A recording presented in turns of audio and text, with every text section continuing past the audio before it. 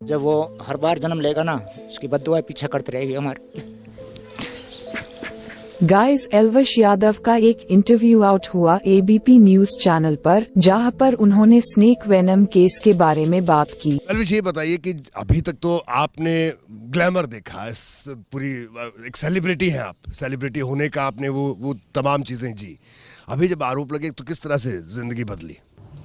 मुझे बुरा तो लगता है कि जब आप पे इल्ज़ाम लगते हैं, ऐसे नहीं किसी भी टाइप के इल्ज़ाम लगते हैं, मेंटल पीस एक तो ख़राब होता है, ऊपर से घर वाले उदास होते हैं, घर वालों का मेंटल पीस भी ख़राब होता है। तो काफ़ी चीज़ें देखो, पहले जैसे मैं नॉर्मल जीता था, ऑब्वियसली वैसा तो अब कुछ भी नहीं है। बस वही है, धीरे धीरे टाइम के साथ अपने आप को अडाप्ट कर रहे हैं और जितना जल्दी अपना ये न्यायपालिका पर हमें भरोसा है जी, वो जो फैसला सुनाएगी हमें मंजूर है।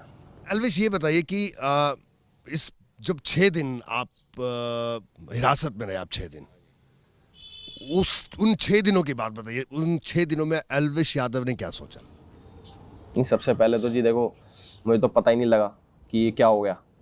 जब जेल में था मैं, तो पहले 2-3 दिन तो बिलीव करने में लग गए कि मैं सच में जेल में हूँ, क्योंकि मैंने कभी सोची नहीं थी कि मैं कभी जेल में आऊँगा। और जो मेरा पर्सपेक्टिव था जेल को लेके कि ऐसा होता है वैसा होता है, तो उसको हजम करने में मेरे को 2-3 दिन लग गए।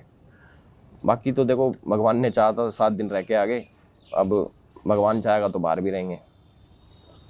तो आप जब 6 दिन आप रहे, तो आपको ऐसा कोई एहसास हुआ कि आपने कुछ गलत किया या आपके साथ गलत हो गया? आप तो कह रहे हैं आपके साथ गलत हुआ है। मैं तो आज भी कह रहा हूँ, हमारे साथ ही गलत हो गया।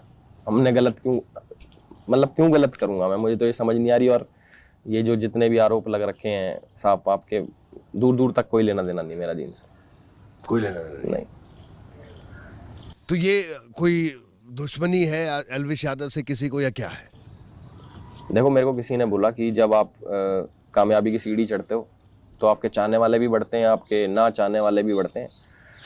तो ये तो मैं बता नहीं सकता कि कौन पीछे लग गया मेरे, कौन नहीं लगा, बट यही है कि ऊपर वाला सारी चीज़ देख रहा है, अपने हिसाब से सारी चीज़ें करेगा और न्यायपालिका अपने हिसाब से करेगी। अब ये जो मुश्किल का दौर चल रहा है, एल्विश अभी भी हमसे भी बात कह रहे हैं, हालांकि वो कह रहे हैं न्यायपालिका पर भरोसा है, और वो कह रहे हैं कि गलत तरीके से कोई उनके पीछे लग गया या क्या है, उनका ये कहना है। ये तो जी जिसने किया उसको वो ज़्यादा बता सकता है। बाकी ये बिल्कुल सच्चाई है कि इसमें हमारा दूर दूर तक कोई भी, मेरे बेटे का, हमारे परिवार का ऐसा वो है ही नहीं, कि इतिहास ही नहीं है कि इस तरह के काम करेंगे हम। किसने किया, क्यों किया है, क्यों हमारी लाइफ में आया, वो डिस्टर्ब कर दिया उसने सब कुछ। तो हमें पता है ना कितनी डिस्टर्ब लाइफ हो गई है हमारी। बाकी जितने हम इस केस से प्रताड़ित हो रहे हैं, शायद वही है, लड़के वाली बात है। मैं बार बार कहता हूँ कि जिसने भी किया है, जो भी है, नाम सबको पता है कि उसका पीछा नहीं छूटेगा बद्दुआओं से हमेशा।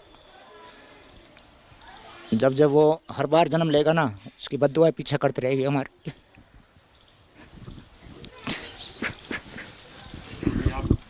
धीरे रखिए, ये मेरी उम्र नहीं है नोएडा चक्कर काटने की। जितने आंसू हमने बहाए हैं, उसकी पीढ़ी दर पीढ़ी उसको झेलने नहीं देगी मेरे आंसू, पीछा करती रहेगी उसका। वो तो आराम से सोता है ना, चैन नहीं मिलेगा उसको कभी भी। एक पिता की वो है। हमें पता है कितना दुख है हमारे, सब कुछ डिस्टर्ब हो गया। मैंने नौकरी जाना छोड़ दिया, मेरी माँ को 90 साल की बैठी है। क्या क्या बुरा किया था हमने किसी का? उसने तो कह दिया, और वो ये कहता है कि पर्सनल दुश्मनी नहीं है, उसका पर्सनल दुश्मनी है हमसे। लेकिन वो बताए तो सही आके आके कि कौन है वो, क्या कर दिया मेरे बेटे ने। आए मिले, सामने बैठे, कहीं गुड़गांव केस डाल रहा है, कहीं कुछ कर रहा है। मुझे सुरक्षा चाहिए। अरे ले लो भाई सुरक्षा, हमारे से डरने की जरूरत नहीं है। हम कोई क्रिमिनल नहीं है कि हमसे धमके, हम नहीं, हमारा पैसा ही नहीं है, कुछ भी नहीं है। मेरा एक बेटा है और मुझे प्राउड है अपने बेटे पर। सब्सक्राइब करके रख लेना और ऐसी वीडियोस के लिए उस वीडियो को लाइक कर देना।